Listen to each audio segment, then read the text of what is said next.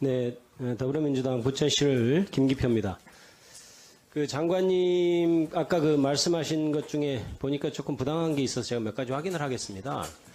장관님의 그 대응책이라는 것 중에 하나가 일반 LH에서 감정가를 정한 다음에 실제 낙찰을 받으면 그 감정가와 낙찰가의 그 차액을 보증금으로 쳐주겠다 뭐 이런 내용이죠 결국. 네, 요지가 그렇습니다. 그러면 그 감정가는 어떻게 만들어집니까? 감정평가사에 의뢰해서 감정평가. 그건 어떻게 감정평가사가 그럼 평가하는 걸로 그냥 결정이 되나요? 그렇죠. 감정평가사가 건물의 물건 가격을 평가하는 것은 감정평가사 일반적인 업무에 해당됩니다. 그러면 그런 방식으로 LH가 매입 임대주택을 사고 있습니다. 그러면 아까 장관님께서는 그렇게 얘기했죠.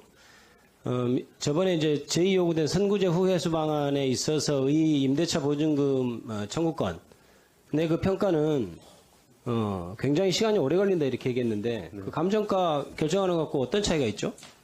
감정 가격은 물건 가격을 매기는 거기 때문에 그건 채권 가격을 고려하지 않은 그 물건의 가격을 매기는 거라서. 아니죠. 물건 가격이 정해지면 임대차 보증금이라는 것은 액수가 정해져 있기 때문에 그다음에 기타 다른 임대차 보증금 정도 몇 개를 더 감안하면 바로 그 숫자가 나오는데 왜 그게 다르다고 자꾸 얘기하십니까? 거기에 낙찰 가율이라는 변수가 들어가야 되고요. 아니죠. 지금 낙찰가가 마치 실제 시가인 것처럼 계속 5도에서 얘기하시는데 그게 아니죠. 지금 LH에서 그거를 이익으로 잡아서 임대차 보증금으로 쳐주겠다는 것은 기본적으로 감정가가 시가라고 산정을 하고 그러나 경매라는 우연한 기회를 통해서 낙찰가를 싸게 받았으니 현실적으로 받은 가격이 그러하니 그 차익을 임대차 보증금으로 쳐주겠다 이렇게 하는 것으로는 그렇게 말씀하신 논리라면 감정가가 시가인 거예요. 경매 낙찰을 받아서 비로소 시가가 결정되는 구조가 아니라는 거죠. 그것을 모르고 하시는 말씀입니까? 아니면 일부러 오도해서 말씀하신 겁니까? 그 의원님께서 저희 안을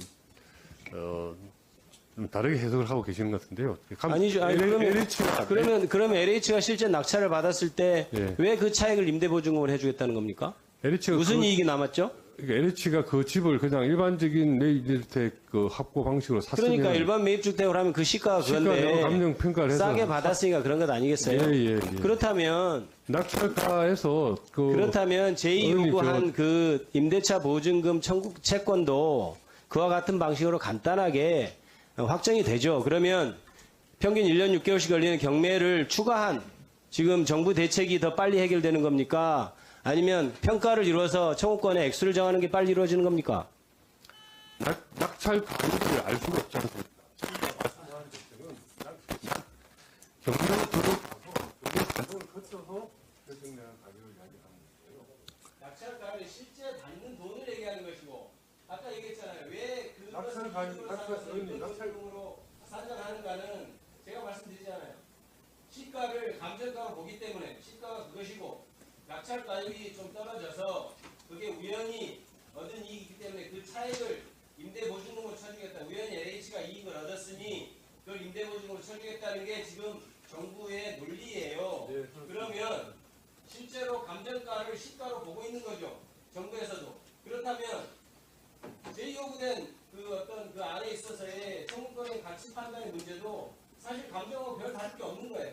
그러면 거기에다가 경매가 포함된 경매까지 기다려야 하는 그런 구제 방식, 1년 6개월 평균 구제 방식이 어떻게 선 구제하는 방식보다 빨리 된다고 하는 것이지, 그리고 낙찰가율이 어떻게 현실적으로 그것을 가격이라고 얘기하는 것인지 그것이 의문이 된다는 겁니다. 답변을 정확하게 하세요.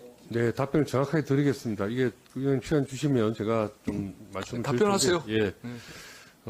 물건의 가격은 감정평가사가 평가할 수가 있습니다. 그건 일반적인 업무이기 때문에 평가하는데 저희가 말씀드리는 것은 그래서 경매에 참여를 해서 경매라는 과정을 거치면은 낙찰이라는 결과가 나오지 않습니까? 그게 이제 낙찰 가율이라고 저희가 표현하는 것인데요. 의원님 제가 설명을 다 드리고 나서 다시 질문해 주십시오. 이 낙찰 가율이라는 게 나오는 건데 평균적으로 한 70% 전후의 낙찰 가율이 일반적으로 이루어집니다. 그런데 앞서 이루어진 3건의 사례를 보면 한 50% 정도의 낙찰 가율을 갖고 있거든요. 그래서 그렇게 해서 정해진 가격으로 LH가 사게 되는 겁니다. 그렇게 되면 그 경매 시작할 때의 경매 가격하고 낙찰 가율하고 사이에 개입이 LH가 예상치 못한 이익이기 때문에 그거를 피해자에게 임차인에게 돌려주겠다는 취지인 말씀이고요. 말씀, 김 의원님 1분 더, 1분 더. 그러니까 경매 과정을 거치지 않은 상태에서 채권 가격을 알 수가 없다는 것이 저희들. 그거는 제가 말한 걸 다시 한번 우리 여러분들하고 검토해 보십시오. 누구 말이 맞는지 한번 확인해 보세요. 그리고 제가 오늘 이제 주신문 주질의하는 과정에서 이제 본 게 느낌은 뭐냐면 국가가 한 푼도 손해를 볼 수 없다는 전제에서 출발하고 있는 것 같아요. 그러니까 무슨 말이냐면 방금 감정가에서 낙찰가 그 가액 차이만 보증금으로 쳐주겠다고 얘기하고 있는 것은 뭐냐면 말로는 이게 사회적 재난이다. 이게 개인적인 문제가 아니다라고 얘기를 하고 있지만 실제로 사회 구조적인 문제, 국가의 구조적인 문제로서 피해가 발생했다는 걸 전혀 인정하지 않는 거죠. 그것을 인정해야만 그러면 그것과 직접 관계없는 사람들의 세금으로 모인 돈, 국가 자금도 투입될 수 있다는 논리가 그래야 나오는 거예요. 그걸 인정하지 않고는 계속해서 우리가 그러면서 이익 보는 한도에서만 해줄게라고 계속 얘기를 하고 있는 거고 그러면 말과 생각이 전혀 다른 겁니다. 그리고 실제로 잘 따져보세요. 어떤 것이 진짜 신속한 구제를 할 것인지에 대해서 좀 냉정하게 판단해요. 정쟁의 대상이 아니에요, 이거는. 장관님 답변해 보시죠.